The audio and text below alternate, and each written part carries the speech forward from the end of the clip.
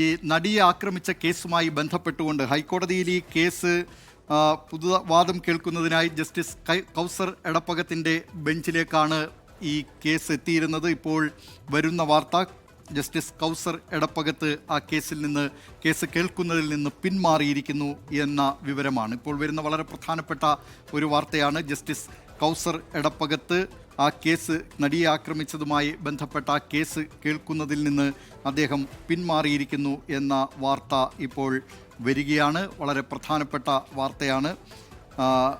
ഏത് സാഹചര്യത്തിലാണ്? നേരത്തെ അദ്ദേഹം ഇതുമായി ബന്ധപ്പെട്ടുള്ള കേസ് കേൾക്കുകയും അന്ന് അതാണോ ഇപ്പോൾ ഇതുമായി ബന്ധപ്പെട്ട ഈ കേസിൽ നിന്ന് അദ്ദേഹം പിന്മാറാൻ കാരണം എന്നത് വ്യക്തമല്ല. ഒരുപക്ഷെ അതാകാനുള്ള സാധ്യതയുണ്ട്. ജസ്റ്റിസ് കൗസർ എടപ്പകത്ത് ആ കേസ് കേൾക്കുന്നതിൽ നിന്ന് പിന്മാറിയിരിക്കുന്നു. ഈ നടി ആക്രമിച്ച കേസിൽ അത് മെമ്മറി കാർഡിൽ പരിശോധന തേടിയാണ് അതിജീവിത ഹൈക്കോടതിയെ സമീപിച്ചത്. അതിൻ്റെ ഹാഷ് വാല്യൂ, ഒരു തവണ ഹാഷ് വാല്യൂ മാറിയത് ജസ്റ്റിസ് കൗസർ എടപ്പകത്ത് എറണാകുളം പ്രിൻസിപ്പൽ സെഷൻസ് കോടതി ജഡ്ജിയായിരുന്ന കാലത്താണെന്നൊരു ആരോപണം അന്ന് ഉയർന്നിരുന്നു. ഒരുപക്ഷെ അതാണോ, ആ ആരോപണമാണോ ഇപ്പോൾ അദ്ദേഹം പിന്മാറാൻ കാരണം എന്നത് വ്യക്തമല്ല. ഏതായാലും അദ്ദേഹം ഇപ്പോൾ ആ കേസ് കേൾക്കുന്നതിൽ നിന്ന് പിന്മാറിയിരിക്കുന്നു എന്ന വിവരമാണ് വരുന്നത്. ഇതിൻ്റെ വിശദാംശങ്ങളിലേക്ക് ഉടൻ തന്നെ എത്താം. നടി ആക്രമിക്കപ്പെട്ട കേസിൻ്റെ മെമ്മറി കാർഡ് പരിശോധനയിൽ അന്വേഷണം തേടിയാണ് അതിജീവിത ഹൈക്കോടതിയെ സമീപിച്ചത്. ആ കേസ് കേൾക്കുന്നതിൽ നിന്നാണ് ഇപ്പോൾ ജസ്റ്റിസ് കൗസർ എടപ്പകത്ത് പിന്മാറിയിരിക്കുന്നത്. അദ്ദേഹത്തിൻ്റെ നേതൃത്വത്തിലുള്ള അദ്ദേഹമാണ് ആ കേസ് കേൾക്കുന്നതിനായി ആ ബെഞ്ചിലേക്കാണ് എത്തിയിരുന്നത്. അത് നേരത്തെ ഈ കേസ് കേൾക്കുന്നതിൽ നിന്ന് സാങ്കേതിക കാരണങ്ങളാൽ ജസ്റ്റിസ് ജോബിൻ സെബാസ്റ്റ്യൻ പിന്മാറിയിരുന്നു. തുടർന്നാണ് ഈ ഹർജി ജസ്റ്റിസ് കൗസർ എടപ്പകത്തിൻ്റെ ബെഞ്ചിന് മുമ്പാകെ എത്തിയത്. ഇപ്പോൾ ഈ വാർത്തയുടെ വിശദാംശങ്ങളുമായി ചേരുന്നു വിഷ്ണു സുരേഷ് കൊച്ചിയിൽ നിന്ന്. വിഷ്ണു, ജസ്റ്റിസ് കൗസർ എടപ്പകത്ത് എന്തുകൊണ്ടാണ് ഈ കേസ് കേൾക്കുന്നതിൽ നിന്ന് പിന്മാറിയത്?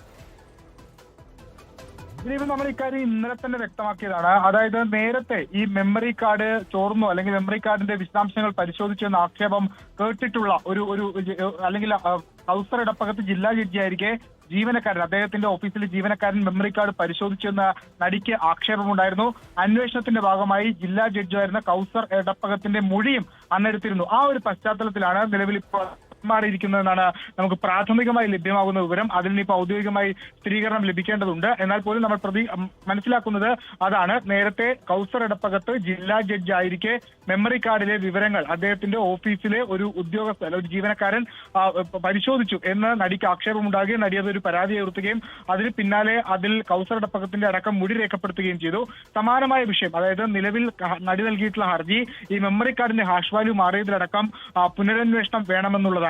അത്തരത്തിലൊരു ഹർജി നേരത്തെ ആക്ഷേപം നിലനിൽക്കുന്ന പശ്ചാത്തലത്തിൽ അത്തരത്തിലൊരു ഹർജി ഹൈക്കോടതി ജസ്റ്റിസ് ആകുമ്പോൾ തന്റെ മുന്നിലേക്ക് വരുമ്പോൾ അതിൽ പരിഗണിക്കുന്നതിൽ അതിൽ ചില ധാർമ്മിക പ്രശ്നങ്ങൾ ഉള്ളത് കൊണ്ടാണ് ഇപ്പോൾ അദ്ദേഹം പിന്മാറിയിരിക്കുന്നത് നമുക്ക് മനസ്സിലാവുന്നു. നേരത്തെ ജസ്റ്റിസ് ജോബിൻ സെബാസ്റ്റ്യനും സമാനമായി ഇതിൽ പിന്മാറിയിരുന്നു. അദ്ദേഹം ജുഡീഷ്യൽ രജിസ്ട്രാർ ആയിരിക്കെ, ജില്ലാ കോടതിയിൽ ജുഡീഷ്യൽ രജിസ്ട്രാർ ആയിരിക്കെ ഭരണതലത്തിൽ നടപടി വേണമെന്നാവശ്യപ്പെട്ട് ഇതേ വിഷയത്തിൽ അദ്ദേഹത്തിന് ഒരു പരാതി വന്നിരുന്നു. ആ പരാതിയുടെ പശ്ചാത്തലത്തിൽ അത്തരത്തിൽ പരാതി പരിഗണിച്ചാൽ എന്ന നിലക്കാണ് അദ്ദേഹം മാറിയത്.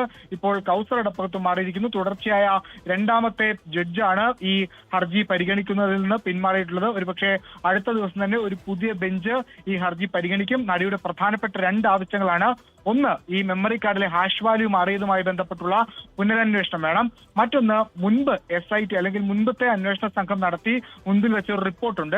ആ റിപ്പോർട്ട് റദ്ദ് ചെയ്തുകൊണ്ട് ഒരു പുത്തൻ അന്വേഷണം ഹൈക്കോടതിയുടെ മേൽനോട്ടത്തിൽ ഒരു SIT അന്വേഷിക്കണം. ഈ രണ്ട് പ്രധാനപ്പെട്ട ആവശ്യങ്ങളാണ് നടി മുന്നോട്ട് വെച്ചിട്ടുള്ളത്. പക്ഷേ ആ ഹർജി പരിഗണിക്കുന്ന രണ്ട് ഘട്ടത്തിൽ പരിഗണിച്ചപ്പോൾ രണ്ട് ജഡ്ജിമാരും സാങ്കേതികത്തിന്റെ കാര്യം പറഞ്ഞ് പിന്മാറുകയായിരുന്നു. ദിലീപ്, നടിയെ ആക്രമിച്ച കേസ്, അതുമായി ബന്ധപ്പെട്ട മെമ്മറി കാർഡിൻ്റെ ഹാഷ് വാല്യൂ മാറിയതുമായി ബന്ധപ്പെട്ട അനധികൃതമായി മെമ്മറി കാർഡ് പരിശോധിച്ചു എന്ന് ഫോറൻസിക് റിപ്പോർട്ടിൽ കണ്ടെത്തിയിരുന്നു. ആ ഫോറൻസിക് റിപ്പോർട്ടിൽ പ്രത്യേക അന്വേഷണ സംഘം അന്വേഷിക്കണം എന്നാവശ്യപ്പെട്ടുകൊണ്ടാണ് അതിജീവിത ഹൈക്കോടതിയെ സമീപിച്ചിരുന്നത്. ആ കേസ് കേൾക്കുന്നതിൽ നിന്നാണ് ഇപ്പോൾ ജസ്റ്റിസ് കൗസർ എടപ്പകത്ത് പിന്മാറിയിരിക്കുന്നത്. ഇത് അനധികൃതമായി പരിശോധിച്ചുവെന്ന് ഫോറൻസിക് പരിശോധനയിൽ കണ്ടെത്തി എന്നത് മാത്രമല്ല, ഈ അനധികൃതമായി പരിശോധിച്ചിട്ടുള്ളതിൽ ഒരു തവണ ഹാഷ് വാല്യൂ മാറിയത് ജസ്റ്റിസ് കൗസർ എടപ്പകത്ത് എറണാകുളം പ്രിൻസിപ്പൽ സെഷൻസ് കോടതി ജഡ്ജിയായിരുന്ന കാലത്താണ്. ആ കോടതിയിലെ ജീവനക്കാർ ഈ നിലയിൽ ഇതിന് പിന്നിൽ അനധികൃതമായി പരിശോധിച്ചിട്ടുണ്ടോ എന്ന സംശയമടക്കം ഉയർന്നിരുന്നതാണ്. ഇപ്പോൾ ജസ്റ്റിസ് കൗസർ എടപ്പകത്ത് പിന്മാറിയിരിക്കുകയാണ്. നേരത്തെ ജസ്റ്റിസ് ജോബിൻ സെബാസ്റ്റ്യൻ്റെ നേതൃത്വത്തിലുള്ള ബെഞ്ചായിരുന്നു ഈ കേസ് കേൾക്കുന്നതിനായി നിയോഗിച്ചിരുന്നത്. പക്ഷേ അദ്ദേഹം ആ കേസ് കേൾക്കുന്നതിൽ നിന്ന് പിന്മാറി. തുടർന്നാണ് ജസ്റ്റിസ് കൗസർ എടപ്പകത്തിൻ്റെ ബെഞ്ചിലേക്ക് ഈ കേസ് എത്തിയത്. ഇപ്പോൾ അദ്ദേഹവും ഈ കേസ് കേൾക്കുന്നതിൽ നിന്ന് പിന്മാറിയിരിക്കും.